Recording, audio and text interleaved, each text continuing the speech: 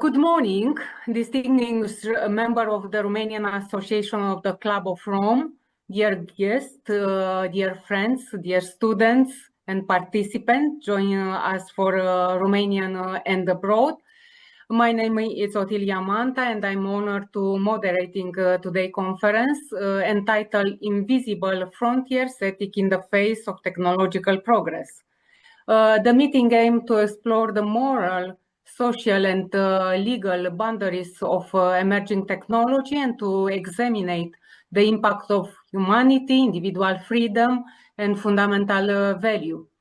Artificial intelligence, advanced technology and accelerated transition continue to shape contemporary society. Ethics is becoming a crucial compass to the direction we choose to follow. Today, this event brings together distinguished members of the Club of Rome and the global leaders for interdisciplinary dialogue on the technological futures and our sharing responsibility in shaping it. I introduce now the first keynote speaker, Dr. Mariana Bocerzan. And I want also before to, and sorry that, because I want all of you to share with you also part of the team. Today we are together with you. Now, we're beginning our keynote series and with Dr. Mariana Bocerzan, polymath, AI pioneer, architecture of integral investing, multi-award winner, investor, and technical entrepreneur. She's a full member of the Club of Rome and fellow of the World Academy and Art and Science and president of ARCoR Capital. Her presentation today is entitled AI and Deep Tech. Dr. Mariana Bocerzan, the floor is yours. Well, thank you, Otilia. It's a great pleasure to be part of this, and I'm very grateful to lead this important workshop. So let me share my screen, which I hope you're all seeing. So you introduced me already. However, I'd like to also add that I am Romanian born. And I'm an AI pioneer. I was educated at Stanford University and the Karlsruhe Institute of Technology, and I have a PhD in cognitive science. And I've been in this field for actually more than 30 years right now as a serial entrepreneur, and both lived 30 plus years in Silicon Valley, and I'm an investor in both, in the Western world mostly. And as you said, I'm member of various organizations. So not a day passes by that people ask me about how worried they should be about the future, given the AI race and biotech and nuclear threat and blah, blah, blah, climate crisis.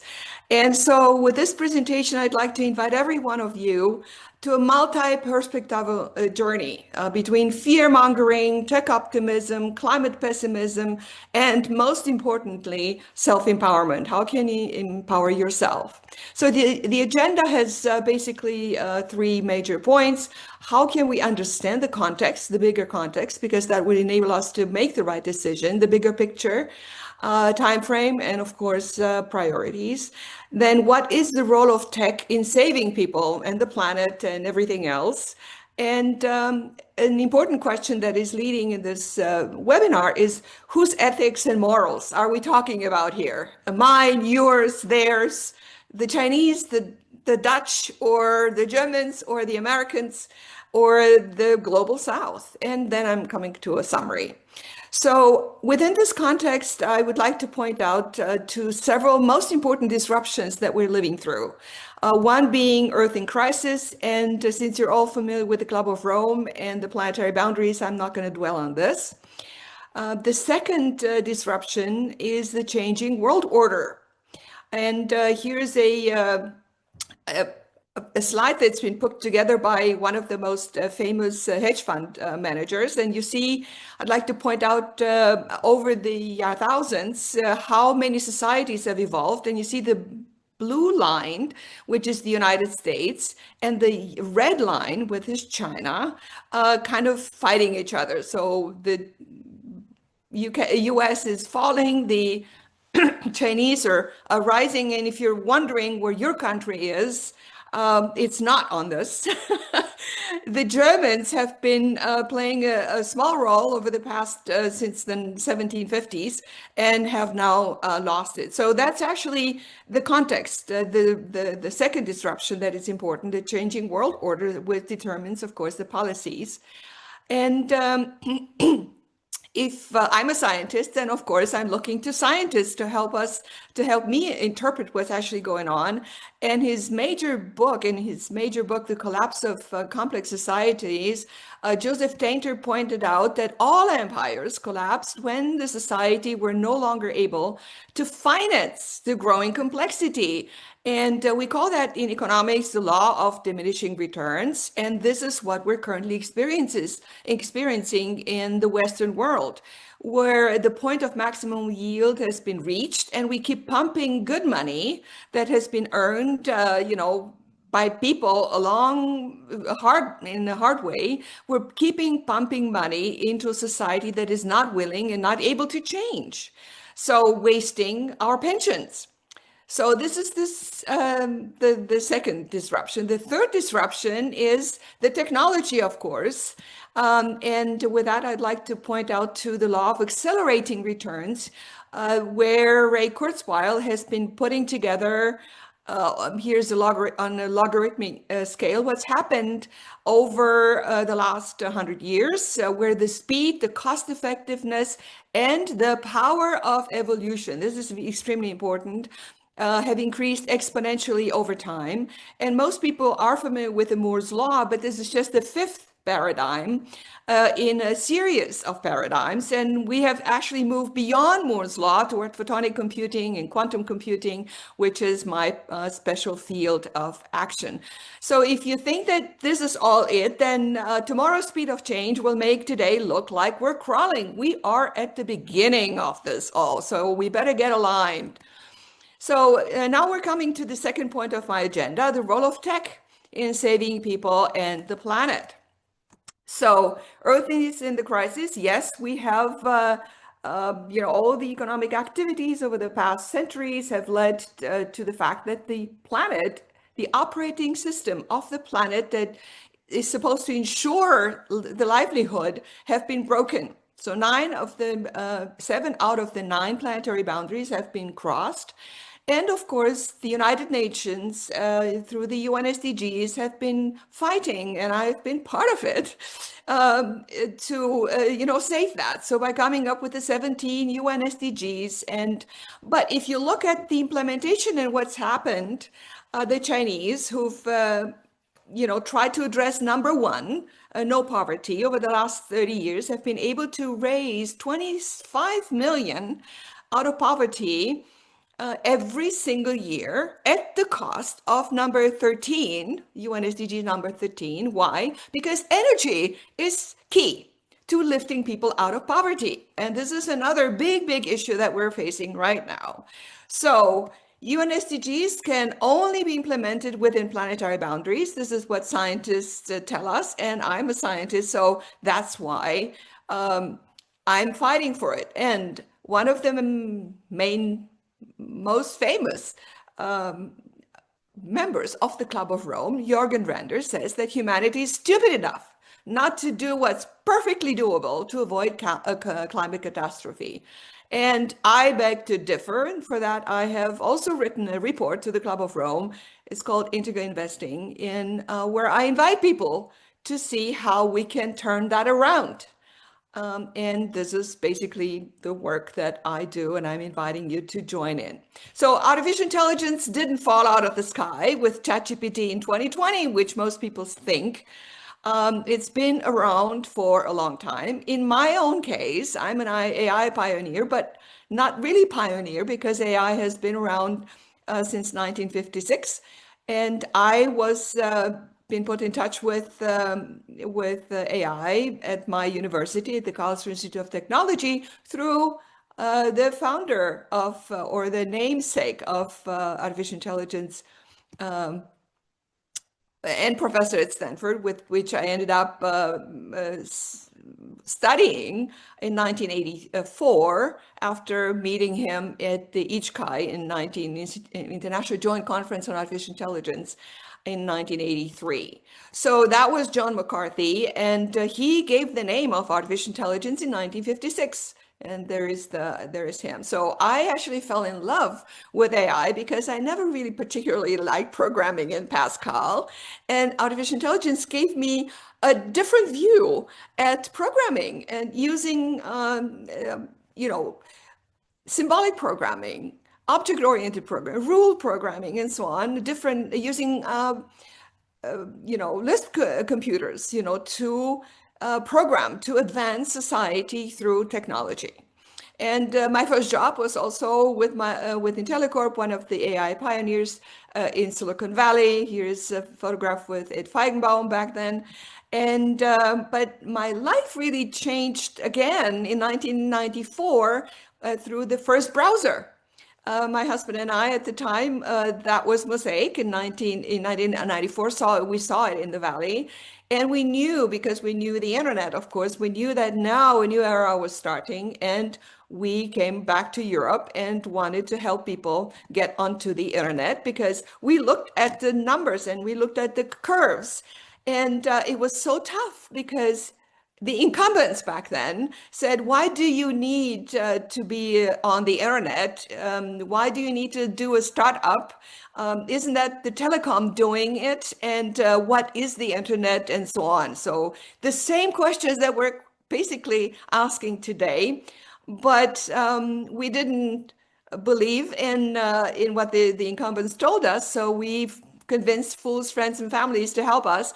And this Cybernet ended up to be the first internet stock that went public on the German Stock Exchange. So this is basically what the opportunity is today. Because the hidden dimension between all of those disruptions is exponential versus linear growth. And in the beginning, they both look beyond the curve. They both look similar. It's deceptive. You don't see it coming.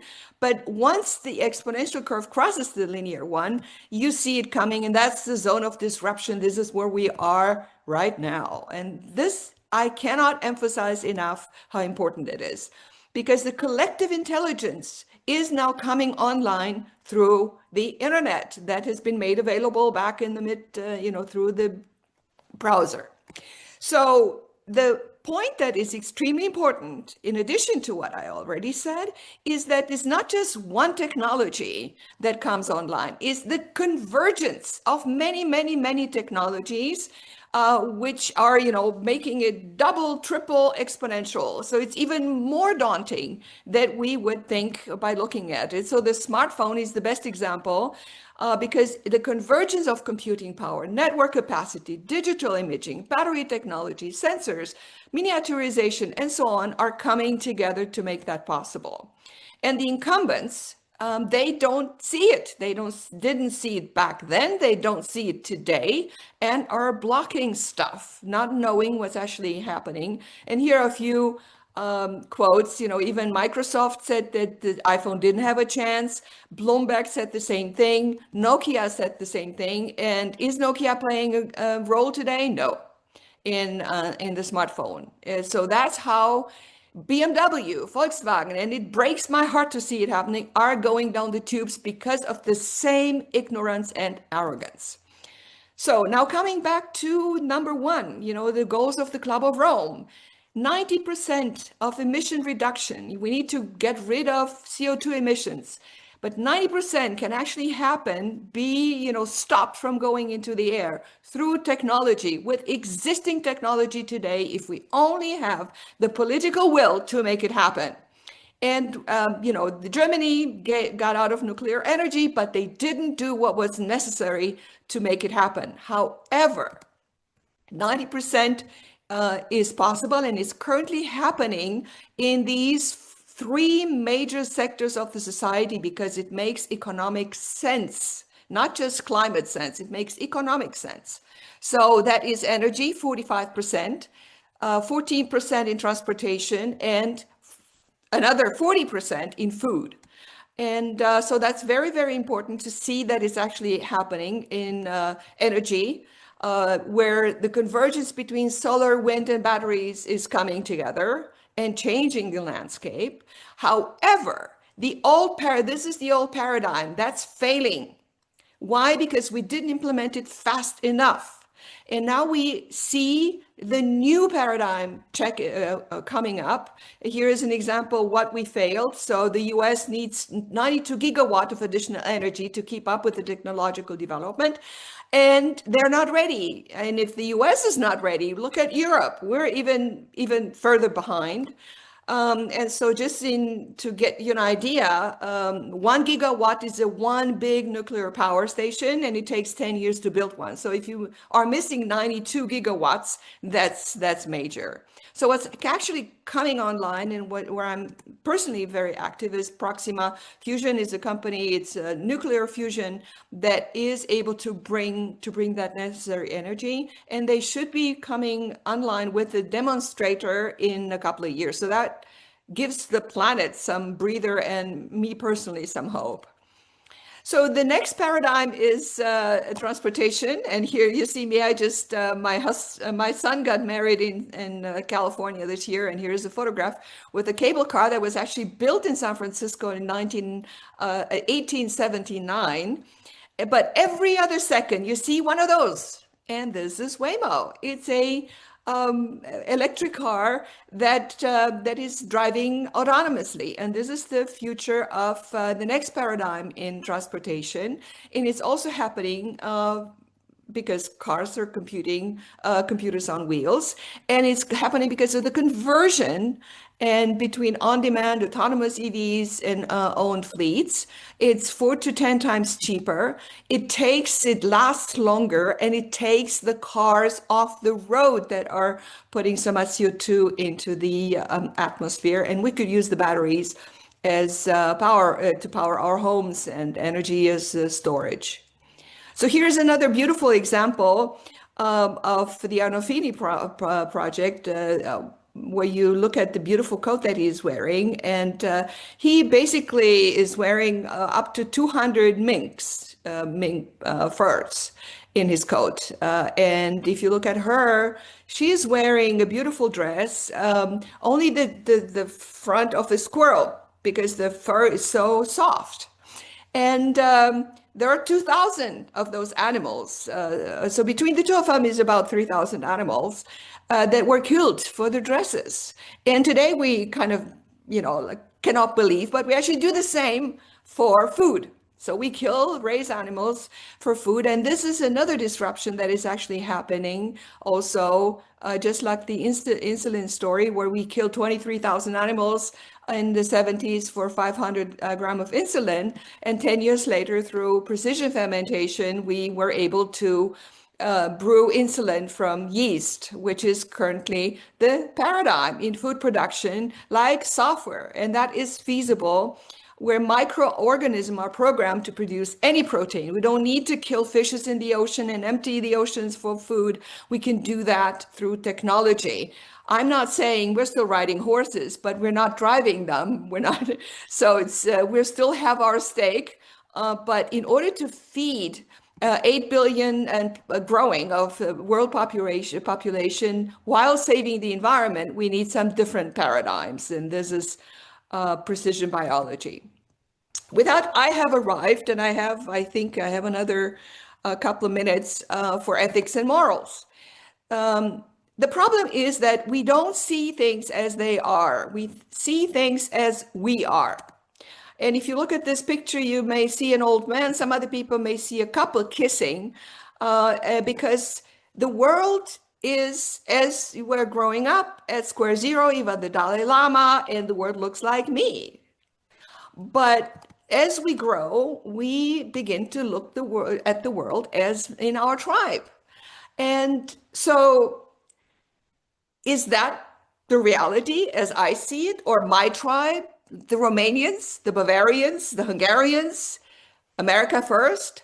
No, the world is all of us. And we know that, and the Club of Rome represents that.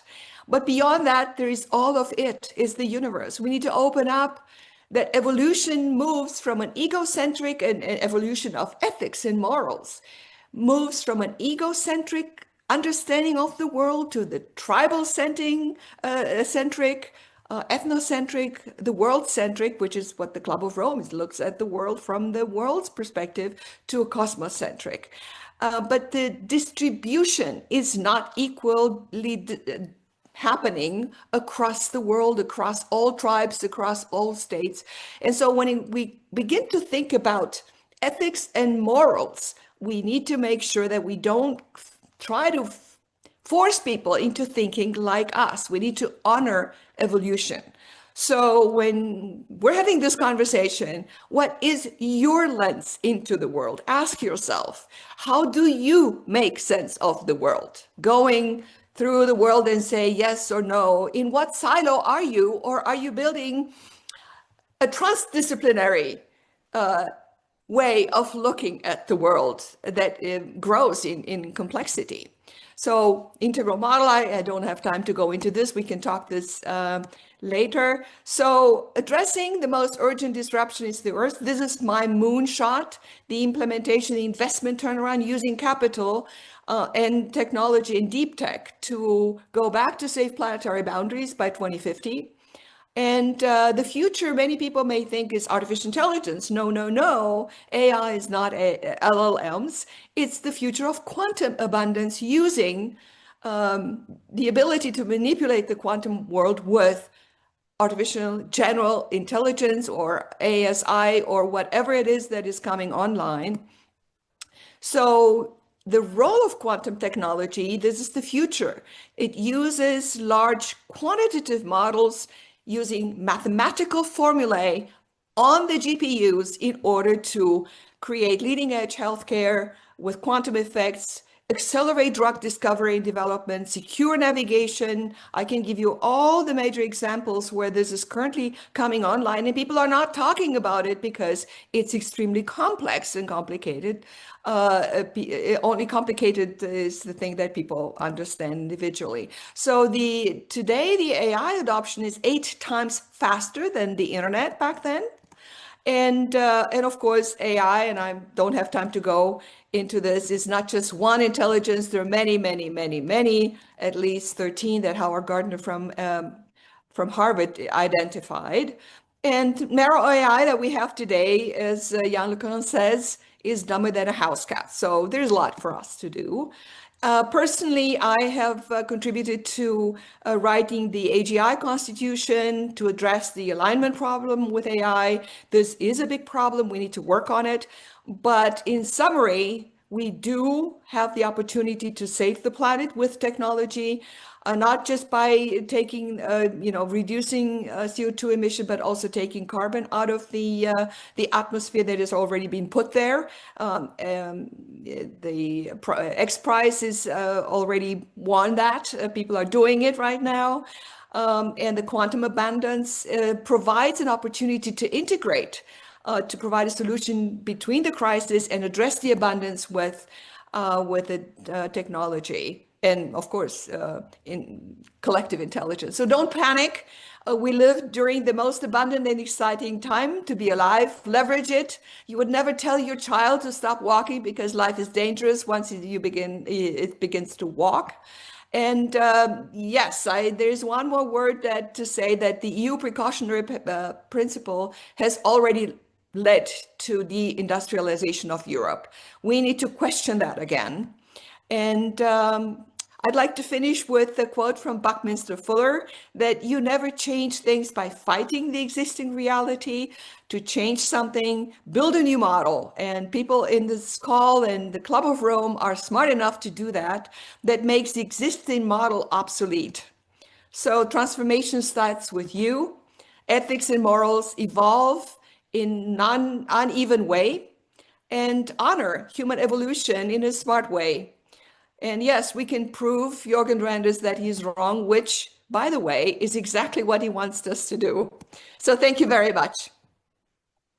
We thank you, and permit to don't say we thank dear friend Mariana, dear Professor Mariana, because what you do today with us, you do very big lesson to understand, to associate two era, green era and digital era in the same path to save the lives, to save the people, to save the world. And I want to thank you so much for your intervention, and of course people who in the session for question have possibility to address directly the question. And highlight of the core idea, which you mentioned it, you don't put just the role of the ethical investment in the framework, in the guideline technology transformation, because now also in the university level exists a sometimes divergence between the why to use AI to do it a project, for example, in research, and don't use what difficulty we have it. And you put in our face today with your presentation a key for our steps, and we appreciate. Thank you so much, Mariana, for what you do for us. I think we have a technical problem with Dr. Petra, and we permission before, because I don't see in the connection together with us. If it's possible, Dr. Jude, to do it exchange in our schedule, if it's possible to introduce yourself now, with your permission, and sorry for that. We now continue with Dr. Jude Carivan, cosmologist, planetary healer, futurist, and author, associate member of the Club of Rome, and co-founder of World War View. His contribution align with the broader thematical of integrated consensus and technological in the global evolution. Thank you so much, Dr. Carivan, and the floor is yours. Thank you so much for your participation. Thank you, Attilia, and thank you, Mariana, for that wonderful exposition of both excitement and hope. So many, many thanks for all that you do. I would like to begin by repeating the quote that Mariana just made from Bucky Fuller. It's not about fighting the existing, it's building something better. And there's another quote that I'd like to begin with by E.F. Schumacher that said, "We're too clever to live without wisdom. We're too clever to live without wisdom." And with those two quotes in mind, I'd like to take a step back in terms of asking, as Mariana did, you know, what are ethics? What are our ethics? What are your ethics? What are our global ethics potentially? Because it seems to me that ethics emerge from our values. What are our values? What do we value in the world? And our values in their sense derive from our worldview. How do we see the world? What is the lens through which we see the world?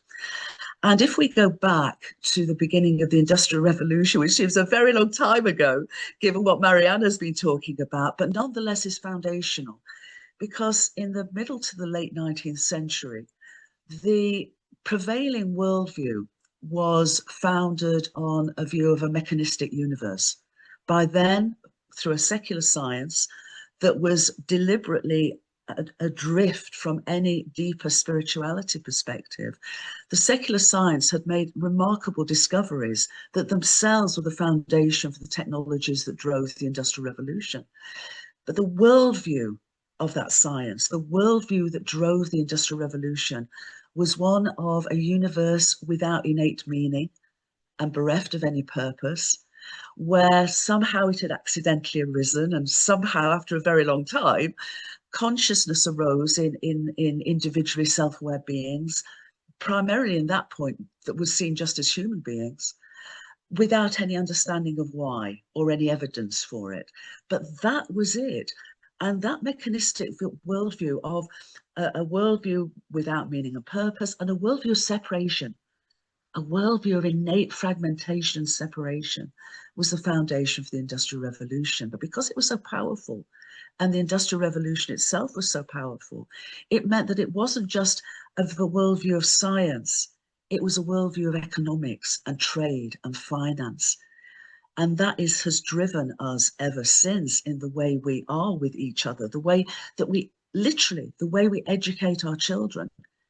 It's not to educare, not to bring from them what is deep within them, but to train them, to pass tests, to fit into a mechanistic worldview so that they can show up in a factory or an office or whatever way and serve that as cogs in a machine, literally, as human cogs in a machine. We even term in our organizations human resources. So this is where we are. Our healthcare, as Mariana identified, with all the amazing technology, is still generally, certainly in the West allopathic tradition, is treating dis-ease from a perspective that gets people back on their feet to go and serve as human cogs in this machine. And it doesn't, as Eastern traditions have done, serve the good of the whole being, the whole person. In ancient China, a doctor was only paid if the patient remained well. If the patient became ill, the doctor wasn't paid. We've literally turned everything into this perspective from a mechanistic worldview that has driven our industry, our social structures, the hierarchies of our organizations, the way we govern, and all that has come from that. And that includes economics of exploitation and extraction that has brought us to the point we are now. And like Mariana, I'm here with a message of hope. Because the message of hope is that worldview is now being turned on its head. And it's being turned on its head for the same reason that science does progress eventually, by evidence. Because towards the end of the 19th century, where that mechanistic perspective drove the Industrial Revolution, by the early 20th century, that industry was in such full flow that even the discoveries of the quantum scientists and people like Einstein that were showing us, that were giving us clues that mechanistic outlook there was something fundamentally missing. Nonetheless, the deeper revelations of quantum physics were not applied to these deeper questions of who are we and how do we relate with each other and what is the world, what is the deeper nature of reality that they were offering us clues to. They were all addressed and put into the service of technological progression, but still founded on that mechanistic perspective. And that's really what's driven us till now. So all the technologies, even this incredible progress that's been made, have been made within a context of an economic system, a financial system, and a social systems that are still providing human cogs in a mechanistic machine that is extracting and exploiting not just humanity, but the more than human communities. And above all, it seems to me, our planetary home. Our planetary home has been brought to the edge of catastrophe because of this limited perspective of how we see the world and therefore what we value and therefore how do we behave and the ethics that drive those behaviors.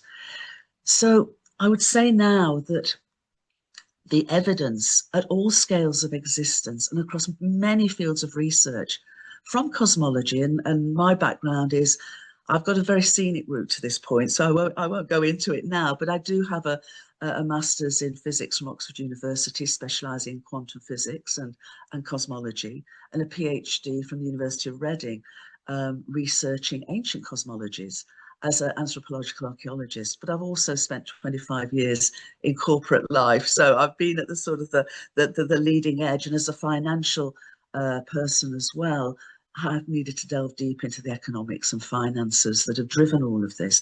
So my journey seems very scenic, but what it's done is it's enabled me to share this understanding, both of the story of where we got here, but also the potential for what we can choose now to move forward.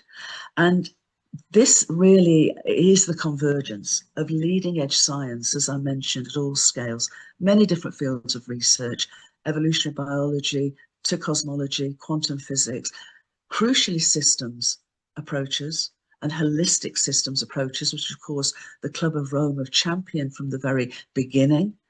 And so the evidence is turning that old mechanistic perspective on its head. And I just want to pause here for a moment to mention Donella Meadows, who, along with the gentleman that Mariana mentioned, was a co-author of The Limits to Growth. And that was Donella Meadows. And she talked about interventions and the power of interventions. And she identified a scale of interventions. And at the lowest end were things like change your goals.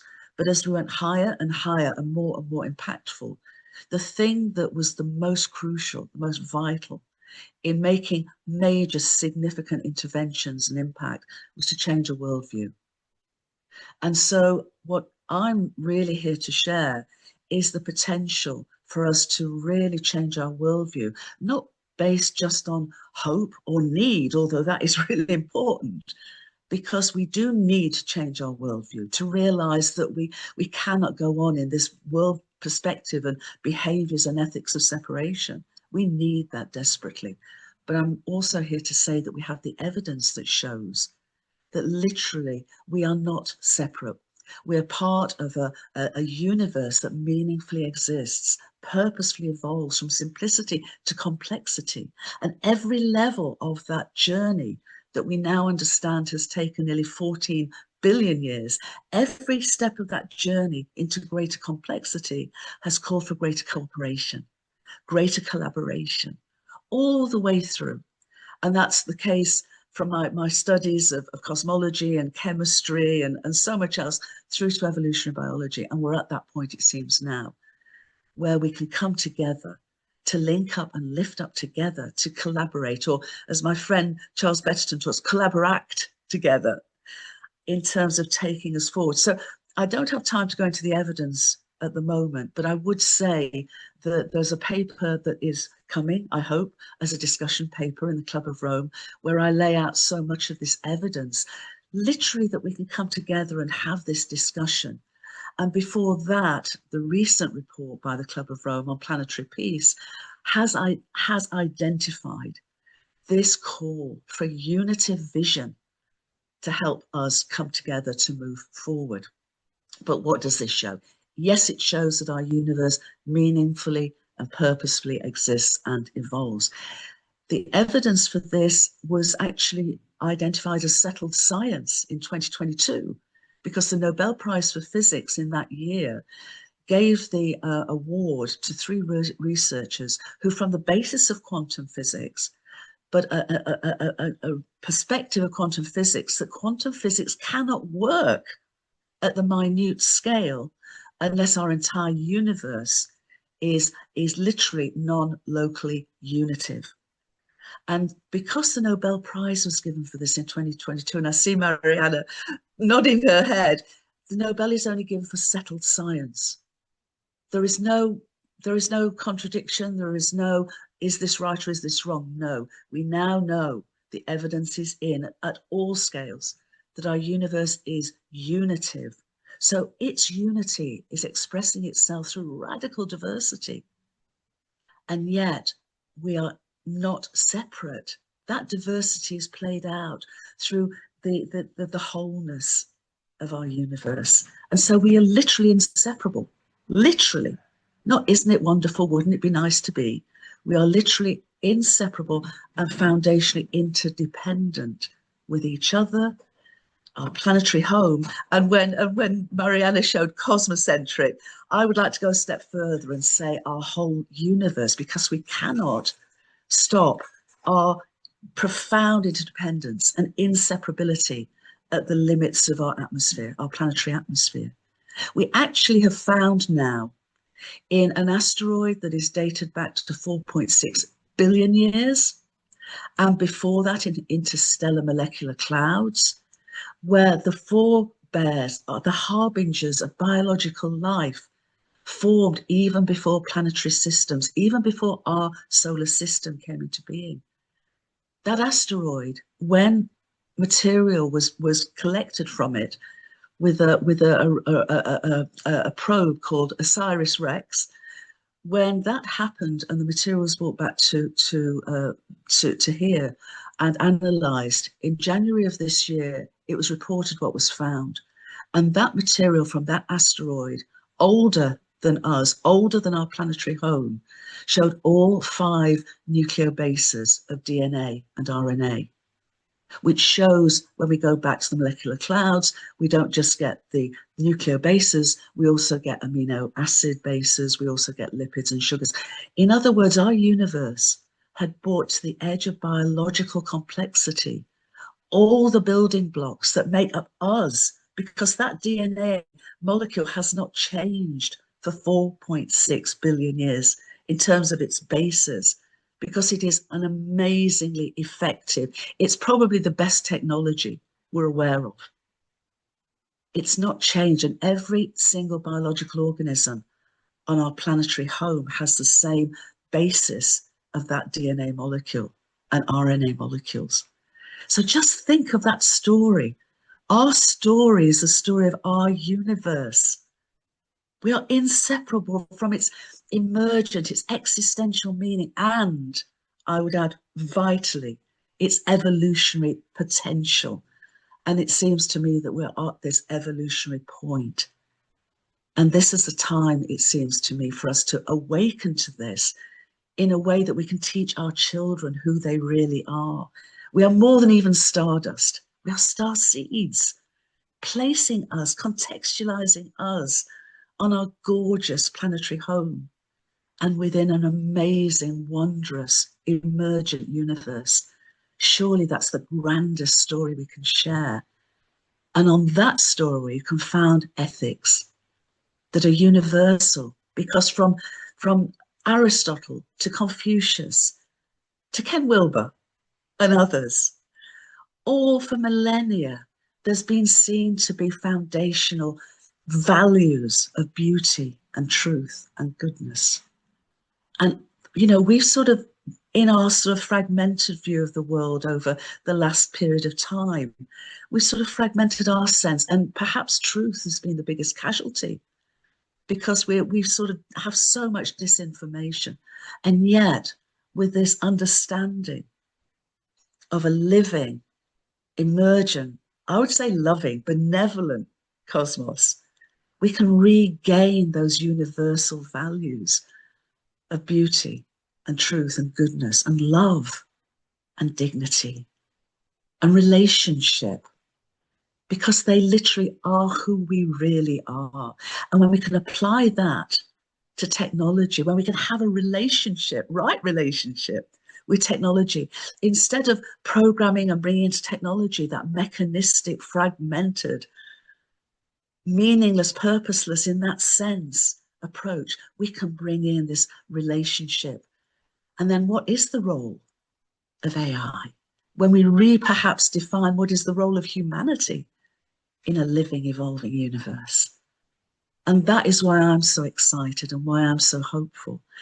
And the philosophy that for me really is at the heart of this possibility it's called Ubuntu. It's an African perspective. I am because you are. Because this leading edge understanding of science is convergent with universal wisdom teachings and indigenous traditions. So when these converge, we can say yes to the wisdom that is ancient, that is perennial, that is spiritually founded, and which is indigenous. And when we do that, we can truly remember too that we are all indigenous to our beloved planetary home and indigenous to our universe. So I'll stop there and thank you again for the invitation. And I do hope we have some time for questions after Petra's spoken. But this for me is why I offer hope. And just one final point. Mariana spoke so eloquently about what's sometimes called the meta-crisis. With this understanding, I would suggest we can reframe our meta-crisis as a metamorphosis.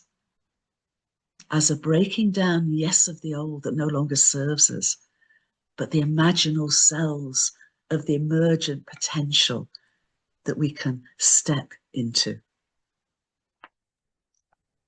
Thank you so much, Jude, Professor Jude, because your holistic lesson which you provide to us today was not just to thinking for today, to thinking for the future and to share each other.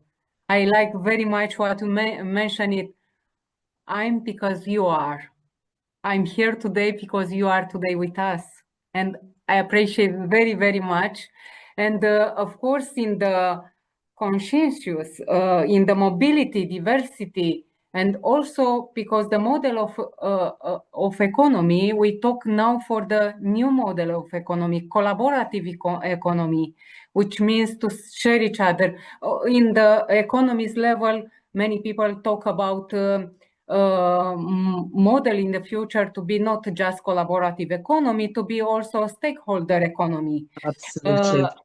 Yes, to share each other, to try to solve, not to have just the crisis, to have the solution for the crisis.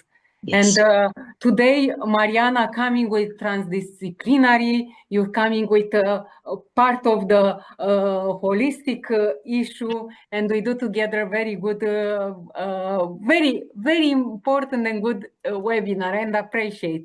I don't know what happened with Petra today, and with your permission, because we hope to finally to join together, but I will open some questions from audience, and because we have it today, also professor from the Romanian Academy, for have some comments, with your permission, Professor Valentina Vasile, Director of the National Institute of Economy. I want to share, to give us some comments if it's possible. Okay, thank you very much. I am very pleased to be here in this event and also to hear such, let's say, challenges, debates up to now from our colleagues.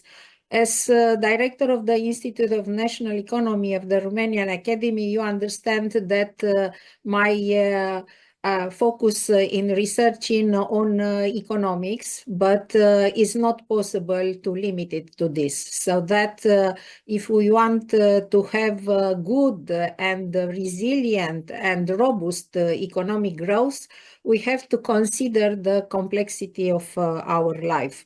So that let me have some comments about your presentation, and also some challenges, why not, for future debates.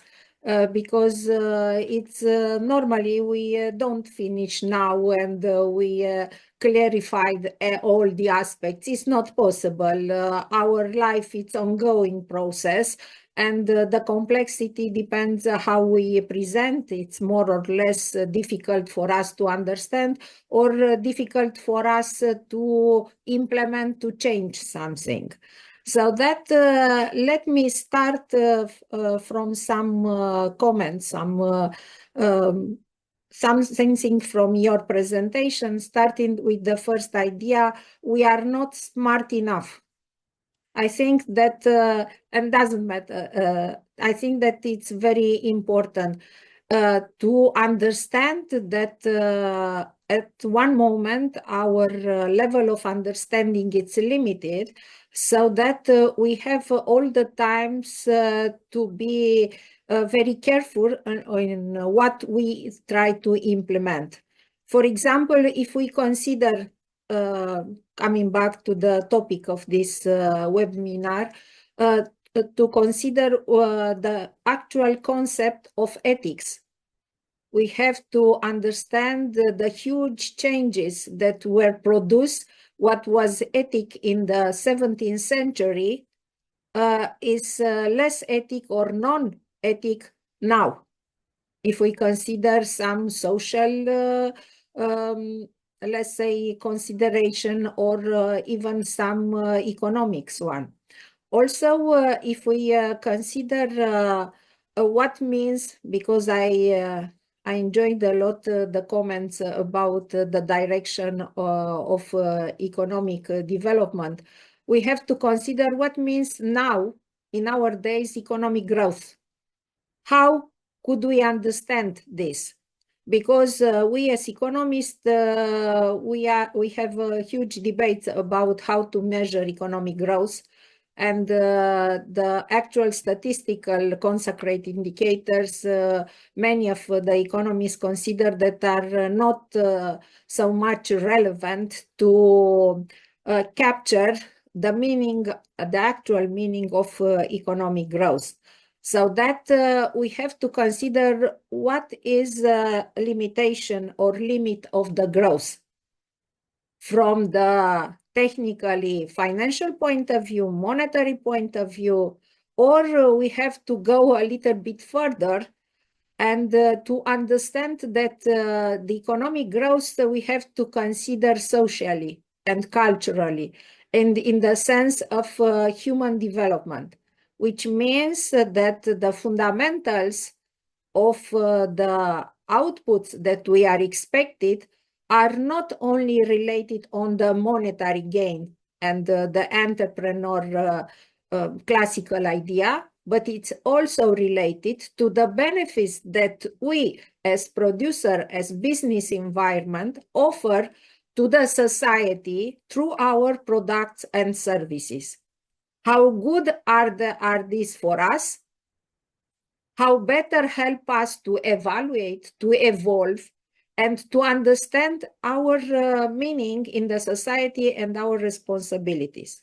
This is one aspect, and we have to consider a lot what means at the company level just to follow the profit, economic profit, and not also social profit, which means the effects, social, cultural effects for human development. This is one aspect, because we cannot develop as ourselves in the context of ignoring the other factors, the environment, the joy of life, our, let's say, our ideals for what means our life during all our life, from the beginning to the end, and so on and so on. And the other aspect that I want to underline, and I enjoy a lot the presentation when you, dear colleagues, point out that the artificial intelligence is not the future, but is just an instrument to another future forward. We have to go forward to others. It's very good this, but we have to be very careful how this idea is spread it among the population, because now artificial intelligence create a lot of facilities for our future development and facilitate the progress in other type of technology, but otherwise create challenging negative externalities in our society, which is regress in social development, among others, or to understand the position of the labor force in the process of production, Kapdagel's function, how much we can replace from the production factors, and which are the final results, not just the moment results based on the benefits, the cost benefits analysis, and so on. So that I think that we have to understand and maybe to change the paradigm of financing, what we have to finance in the future. Just business environment development for our common needs, which is necessary because we have, as you mentioned, some particular sustainable development goals focus on foods, focus on poverty, focus on life condition, but we also have another objective of sustainable development, which are focused on education, what means education today, what will be the education in the future when we will have the facilities offered by big databases, very fast computers that can do a lot of tasks, and also when we have artificial intelligence that could take some of our responsibilities. But we as humans need education. What means the education for the future? It's very important because using our brain, it's a way of understanding our life, understanding our way of action in the society, and also it's contribute to our own development, which is very important. Maybe we should change our philosophy about what is good or not in our society, and to try to stop the elements that are not good. And I am thinking now even of this multiple, let's say many conflicts that we face now, which are based on different areas, from the religious aspects up to economic comparative advantages. Do we need to invest in this type of, let's say, negative results or conflicts, which is not good for us because generally any conflicts destroys something, even not just material, but also our human structure. They create a lot of negative impacts of our psychological development, or we have to invest a lot in technology development, and also in trying to understand what means ethics now in technological promotion, embracing the results, but also in the social and societal values of our development. So there are a lot of aspects that we have to consider, and I'm very glad to see that a person with different field of specialization, with different profession, finally they are a convergence thinking about how to change our society and how to understand the future priorities. Because now we want to be positive and to consider that, yes, we need to develop economically, socially, technologically, and so on, but we don't have to forget something which is very challenging for our society: increasing inequalities, increasing discrimination. We have places on our planet that where they need basic, let's say, factors for human development. They need food, they need water, they need life conditions, and so on. They don't have to think to the others. But also we have societies very well developed where they pass through this idea of negative externalities of the development, and they are looking forward.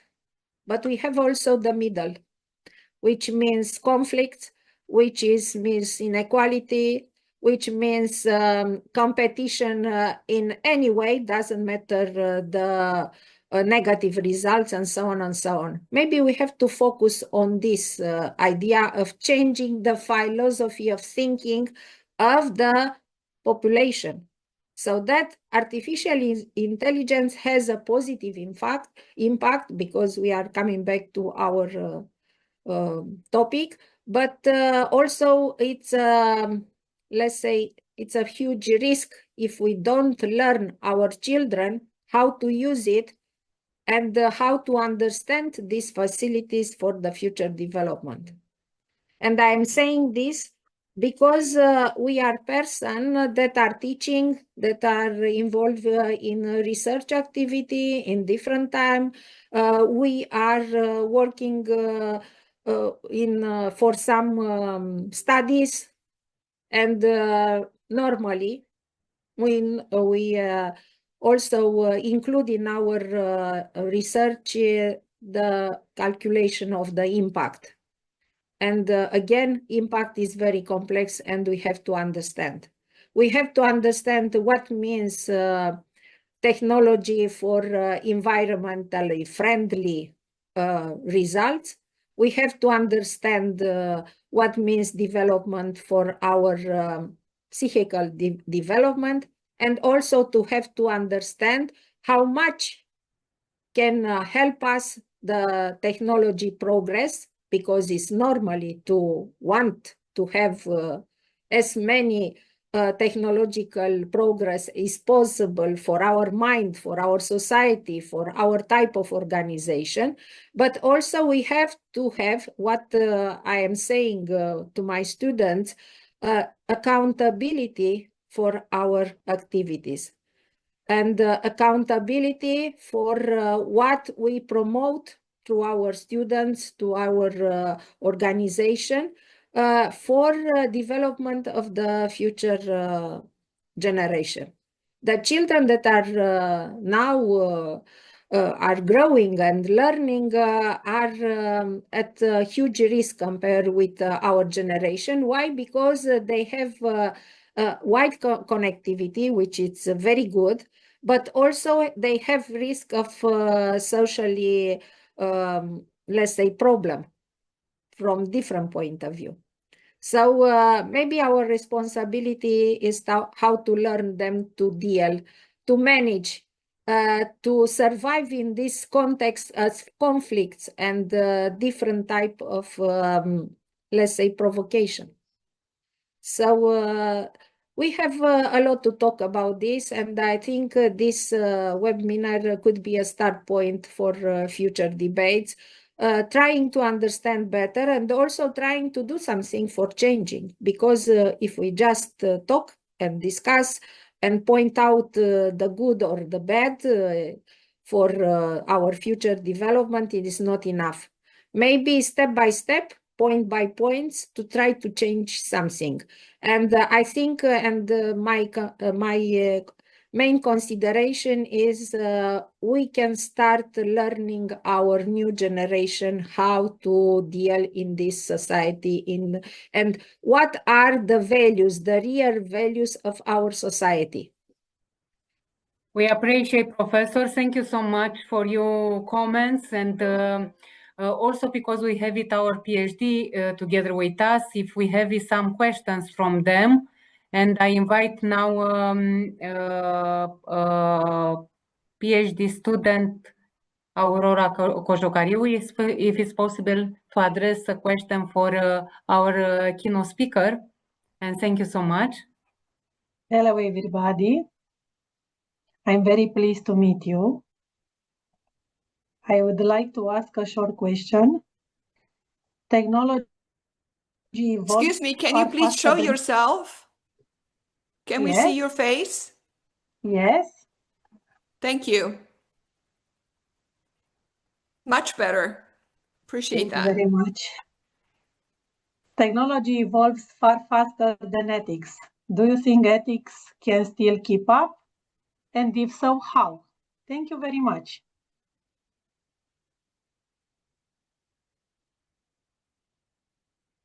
Thank you. If it's possible, Professor Mariana or Professor Jude to answer to our PhD student.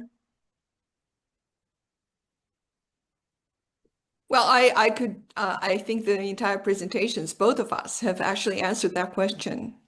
Also the comments of the previous speaker, you know, we say yes, yes, yes, yes. That's the task. That's why we have this these types of conversations. And to the question, what happened when people developed a knife? You know, you could use a knife to cook a great meal. You could use a knife to kill people. How did the society deal with that? The same thing happened when the atom bomb was, you know, just, you know, many, many thousands of years later. What happened then? You know, I think the planet has never been more peaceful than since the atom bomb, was dropped on us. So the reason why I think Jude and I are so hopeful, and hope kills any alternative. A positive attitude kills any alternative. If you live in fear, you're constricted. You will never do something, because you're in fear, you're immobilized, and you can't really address the issues. Technology is the one of the reasons why Jude and I are so aligned is because we believe in the integration of the true, the good, and the beautiful that co-arise at the same time. Is not either or. It's not just my cognitive intelligence that is acting and my emotional doesn't. No, it's just what Jude said in the beginning. It's the reductionist model that science has taken over and overworked on, that leads us to believe that we're just one. No, the reason why I adopted the lens of the integral model is because these perspectives are all arising at the same time. Unfortunately, the human communication goes, like one way, and it's so cumbersome and so on, and AI is changing that. But they're all co-arising. So the moment we see something happening, technology, whatever it is, it could be, you could actually use a piece of cloth that is not seen as dangerous as a knife to kill somebody, and just, so it's not just technology in all their manifestation. It's as Jude said, and the previous speaker, Valentina, these are all issues that are co-arising at the same time, and it requests from all of us to change our mindset. It's not just me, my perspective, or that of you, or that of my tribe. Is the global perspective, the cosmological, the unity consciousness that we're actually using, in our conversation, that, arises and, so to speak, demands from us to grow beyond. AI can be a danger. Learning how to walk can be a danger. You can walk across the street and kill yourself or be killed. But it's also an amazing opportunity to enlarge your view of the world and open up your arms. And that's why Jude brought the Nobel Prize in quantum physics to the forefront, because that's exactly where science that is previously, been very reductionist, is now embracing the unity consciousness. And I'm sorry, Jude, if I took any of your talking points on this, but that's the best answer I could give. Yeah. Jude. Thank you, Mariana. No, you didn't, my dear, and absolutely, we're wholeheartedly aligned. And Aurora, just to say, really to echo what Mariana said, it really does come back to the lens through which we see the world. And do we see the world through a lens of separation, or do we see a lens through a lens of wholeness? And what we're both saying is all of the evidence is pointing us to turn our old way of looking at the world, that fragmented way of looking at the world, into a far more expansive, far more empowering, far more meaningful and purposeful understanding of the world. And that applies then, as Mariana was saying, and to technology, but it applies to everything. When we look at the world with new eyes, that is the true nature of discovery. And what Valentina was saying, in economics, we have an economics that is founded on that old misunderstanding of fragmentation. Regenerative economics, bioregional work, all of that is moving towards this understanding that everything is profoundly interdependent. And that is the depth of Ubuntu. And one point, just to add into both the technological piece, but also the finance piece, is I'm a qualified accountant, and we do not account for reality at the moment. We take things out that we don't want to include because we can think that they're somebody else's problem. They're called externalities. There is nothing that is external to our planetary system. And unless we understand that and bring that into our considerations, we don't now, and this I think is really important and really also responds to what Valentina said, we don't account for the opportunity cost of doing the wrong thing. And that is growing exponentially. So unless we turn our accounting on its head and truly account for reality so that we incentivize what does good and is environmentally helpful and all the things that we're sharing, and doesn't incentivize for doing harm, which a lot of the incentivization is currently, then, you know, that is such an important part of turning the sort of literally the oil tanker of the economic system around. And that is happening. And there's a couple of points in chat, and I would say that we don't have time today, but there are many, many folks who feel as Mariana and I do, and are working at the forefront of transforming the economic system. One of those is a friend of ours, which is John Fullerton, whose new book, Regenerative Economics, is just about to be published. And John's foundation is the same perspective, the same holism, the same holistic perspective that we're sharing. And I just want to do a shout out on that word, holism and holistic, because that word goes back to a book that was written by Jan Smuts 100 years ago tomorrow. And he basically shared that unless we understand that this is the true nature of reality, that we cannot bring what we would love to do, which is peace and prosperity and a lived sense of Ubuntu in the world. So Aurora, to your point, it's not about ethics falling behind. It's almost the wrong question. It's far more about how do we see the world, and do we see the world with new eyes, because that is the process of metamorphosis. When the caterpillar goes into the cocoon, the caterpillar sees the world through very simple eyes, just good enough to be able to find food, yeah, and eat as much of it as he possibly can. Well, the caterpillar goes into the cocoon, and the whole of that caterpillar, other than the ability to breathe and digest, breaks down. The DNA of the butterfly is then activated and begins to form imaginal cells, new body, new wings for the first time, but crucially new eyes. The eyes of the butterfly are complex. They see the world in very different ways from the caterpillar. They see the world as nuanced and abundant and far less polarized. And I think just to finish off, to go back to what Mariana said and your point, this is a world of both and, not a world of either or. This is a world of inclusion, not exclusion. And it's not more complicated. It's far less complicated, actually. Because, you know, nature, the natural world is complex. Human beings are complicated.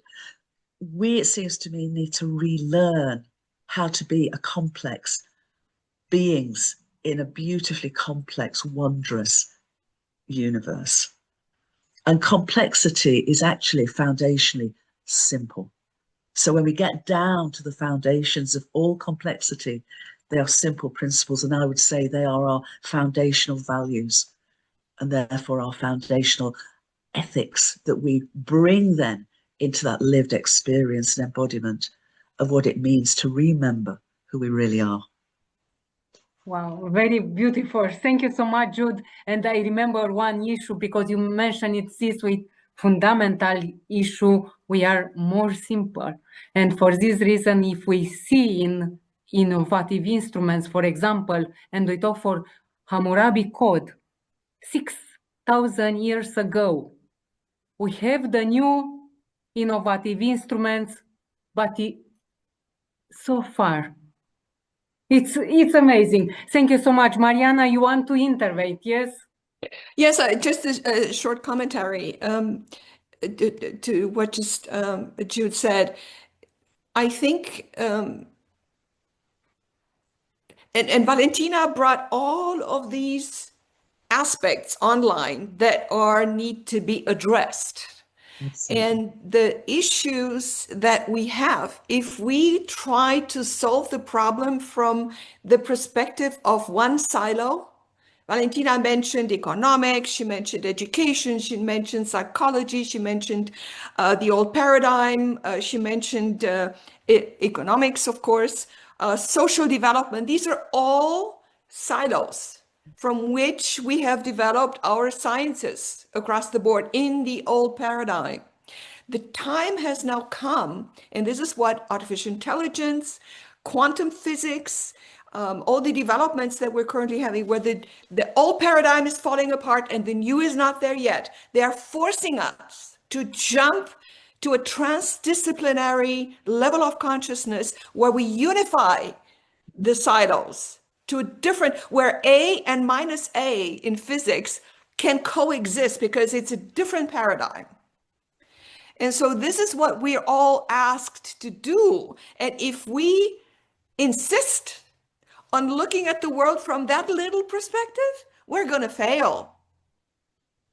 And Jude said, you know, we need to change. Well, that change is, in a way, it's a decision. Yes, I decide to do this, but then it's an evolution. So you have to really, really psychologically, Valentina, thank you for mentioning it. You have to work at it to not fall back into your old paradigm, into your old silo, or join a different silo.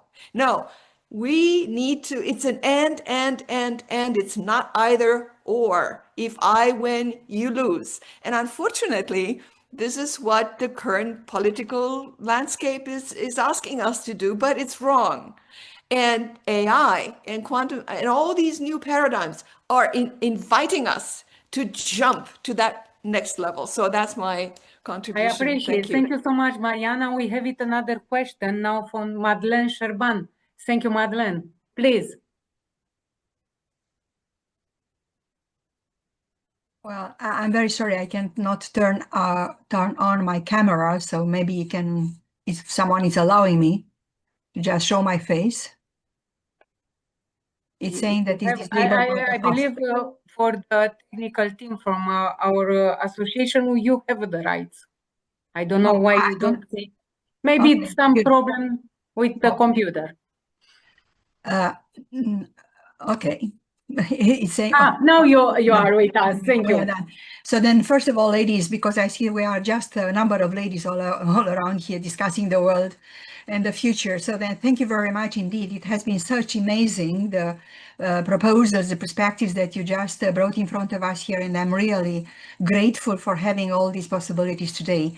As an educationalist, I'm bringing into the discussion all these sides because I really believe that part of the solution, which I'm not sure that I'm, I would say, proposing another silos is, but my proposal, my proposal here in the discussion is to look to this mindset change that it goes back to the education.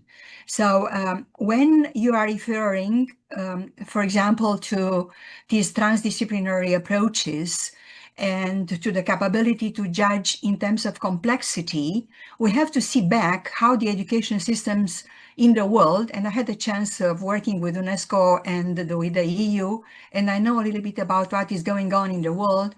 We are still stuck into this disciplinary approach that we are imposing to the kids of a certain age that cognitively they are not ready to judge the links, to make the connections, to do the synapses.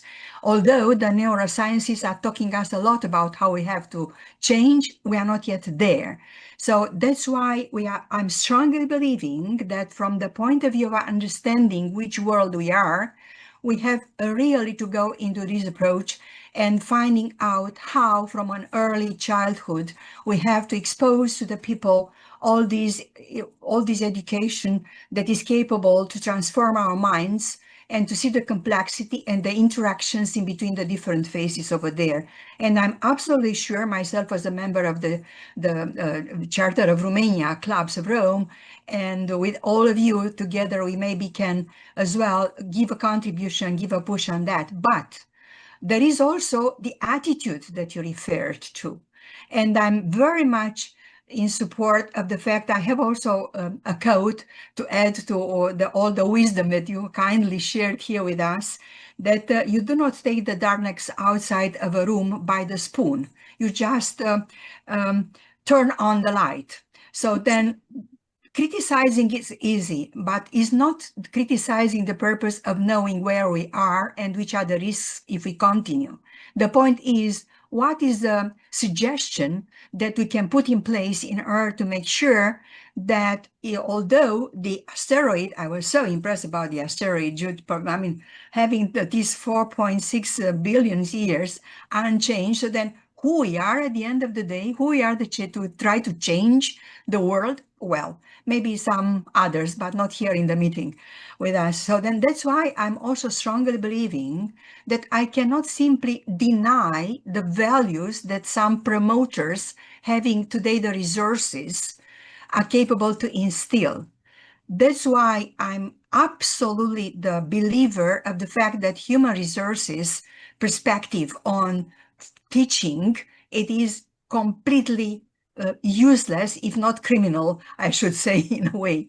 Thinking in terms of human capital, thinking in terms of social capital, thinking in terms of cultural capital, all of that will give us the possibility to really look to the multiple facets of growth.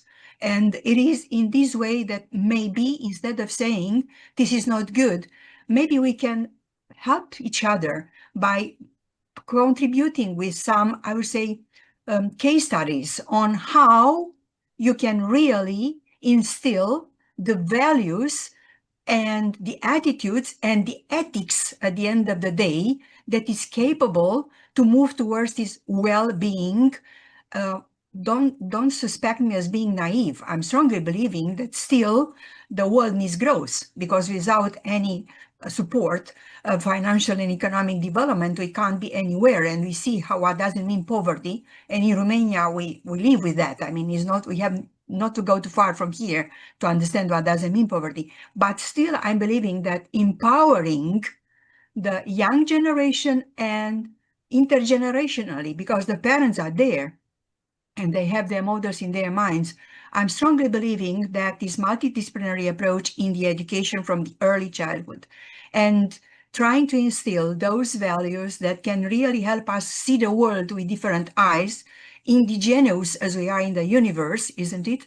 And the ethics of whom are there, I'm strongly believing. So then it was really a good lesson for me, your interventions today, including Valentina, Vasile, and Aurora's questions. And thank you very much indeed for your contributions today. I appreciate, Madeleine. Thank you so much for your intervention. And now the keynote speaker, our friends, want to enjoy for your remarks. Thank you. Thank you, Madeleine. Yeah, thank you so much for those comments, Madeleine. I wholeheartedly agree with you. Interesting, I'm finding the languaging around education changing. And a term that's coming forward is learning ecosystems, realizing that it's very much about the relationality as you're describing. So learning ecosystems also suggests a level of evolution and change and movement and reciprocity, because in a healthy ecosystem, and this is where I think John Fullerton's work in regenerative economics is important too, because he talks about economics in alignment with healthy living systems. So I think education in alignment with healthy living systems is also really key. A small point, a while ago, I co-produced and narrated a short film, and it is a short film for young people, recognizing your point and what Valentina was saying. For young people, sort of 13, 14, 15 years of age. It's called A Radical Guide to Reality, and it sort of really is an introduction to this seeing the world through new eyes. And the focus group of the young people that saw it were telling us beforehand, we're not sure we have meaning. We don't know whether we have purpose. After they saw the film, they said to us, we now know we belong. And that is such a foundational thing to sort of be able to feel and to say. And we actually subtitled the film in 20 languages, including Romanian, by a Romanian. So it's free to watch. We can share a link, but it's free to share, to watch. We've got an educational wraparound on it on our Whole World View website.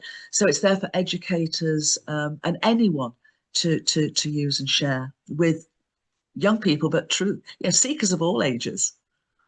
So I just wanted to mention that. And finally, to say that educate, certainly in the UK, and I know some places elsewhere, things are changing because there's a realization of, again, the unsustainability of the environments for which our young people are sort of try to sort of, you know, square boxed into.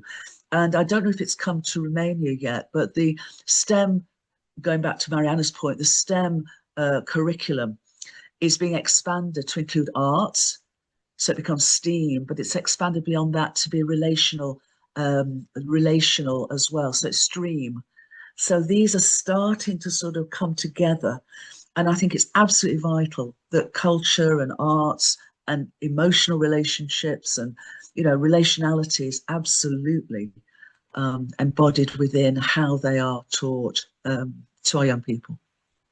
Thank you so So much. Mariana. Thank you. Mariana, the floor is yours. Well, thank you so much. And thank you, Madeleine, for your question. This is really important. You know, what suggestions are there? So, and I would like to use the example of my own life. I grew up in Romania, going to food often without food, to school without food. We were deeply poor, very, very poor. We would have starved under Ceausescu if we hadn't left to go to Romania, to Germany, where my mother was from. So German. So when I ended up at KIT and at Stanford, and then we had our first IPO and so on, all of a sudden I realized that and my parents taught me philanthropy. From the very first moment they were here, they went back like a month later to Romania and got food. They were very simple people, workers. They put food in their car and went back to Romania to help those who had less than we did. And so when all of a sudden I had my IPO and I had success and blah, blah, blah, whatever people think they want. And I saw the discrepancy, the schizophrenia between philanthropy, where you try, you know, to go to Wall Street, make a ton of money, and then you give to those who have less, which is like a very feudal BS way of treating people and treating yourself, because it diminishes you and diminishes everybody else involved. So I saw this all of a sudden, that my work, my raison d'etre, was to come up with an integration between making money and, you know, capital in general, and how can we integrate the stupid definition of for-profit and not-for-profit in our economics. This is the beginning of the schizophrenia. We need to get rid of that. Because when you, as an entrepreneur, you have to decide, is it not-for-profit, not-for-profit, for-profit, and then everybody thinks that they're better than the other. And so that's when I looked for a model that would help me go back to who you really are. And that's it, because I've been a meditator for 45 years. And I came across not only Basarab Niculescu's transdisciplinarity, but also Ken Wilber's integral model and many others. So that's when I got my PhD in cognitive science and psychology and philosophy, you know, to help me address that and understand, why are people different? So one thing is very important: to pick people up where they are at. You don't go and tell people, be more ethical, because what is that? This is what we do. This is what Europe goes around the world and tells the Chinese, that they have to have our values. What gives us the right? The much better way, which is what both Valentina and Madeleine, you said, is education. Try to see, where are people? What is their current understanding of the reality? Is it a me perspective, our tribe perspective, or is it already world-centric? And if we show people how evolution doesn't ask humans, evolution just takes place. And if we understand evolution and we show people that there is a next level, then maybe they become curious to want to get there. So this is a job that we all, and it's with people, you have to work hard at it. On your own, at yourself, because we are at the beginning. Evolution continues. So, and I completely agree with you that growth is what underlies evolution. It's just normal. Evolution grows. It doesn't ask humans. So this entire concept of degrowth, I don't know. It's, you know, it's actually quite stupid from an a holistic perspective. What people mean is sustainable growth, with which we all agree. So let's work on that. And thank you. I don't want to go over time. Thank you. I appreciate. Thank you so much, Marianne. And also because all of us will believe in gender balance, we invite now just for short remarks I believe who want to start it, Mugur or Valentin, members in our organization. If it's possible, Valentin Laza to have short comments in our event, I appreciate.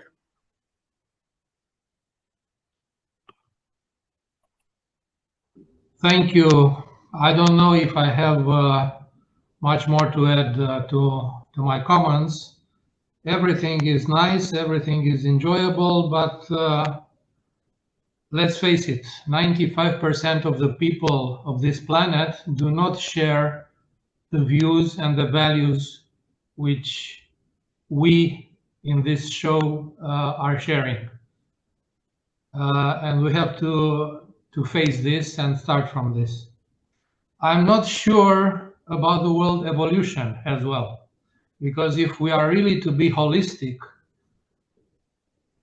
and we take into account the wisdom accumulated through millennia, it might be the case that the evolution slope upon which the humanity has been in the last 200 years, it might be well the case that we are approaching the end of this evolution and we are facing and starting the involution, as everything in nature evolves and then is on a downward path. So if we are really holistic, we should abandon this stupid idea that things should go on better and better. And I feel it, and you probably feel it as Romanians and as citizens of this world, how evolution turns into involution. And this is something you cannot discount or say that this is, I don't know, something stupid. So it's a long debate, a long discussion. 95% of the people of this planet do not share the values which have been exposed here. Evolution should not be taken for granted, perhaps the other way around. So I'm much more pessimistic. I'm not living in America where everything seems to be perfect and fine and perfumed and rosy. I'm living in Romania, sorry for that. And I prefer to be with my grounds on the earth. Thank you very much. I appreciate very much, Valentin, for your intervention. And our keynote speaker, if he have some comments to do after this intervention. And if no, I give the floor to our director for Romanian Association Club of Rome, Mugur Tolic.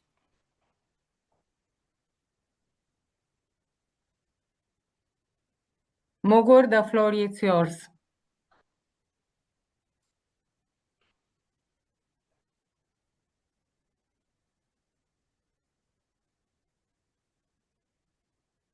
I know it's. I don't ask. I put it in the.